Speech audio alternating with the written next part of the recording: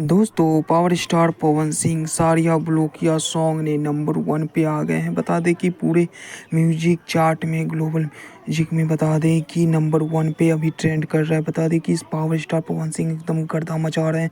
आप लोग अगर नहीं देखे होंगे तो सारिया ब्लोकिया सॉन्ग फिर से देखिए, आप लोगों को देखने को मिलेगा नंबर 1 ट्रेंडिंग पर।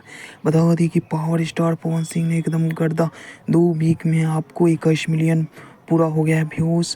और बता दें कि जल्द से जल्दी 50 मिलियन की लिस्ट में जल्द से जल्द शामिल होगा। आप लोग एकदम वीडियो को लास्ट तक देखिएगा, चैनल को सब्सक्राइब कर लीजिएगा। इस तरह का अपडेट के लिए चैनल को सब्सक्राइब कर लीजिएगा।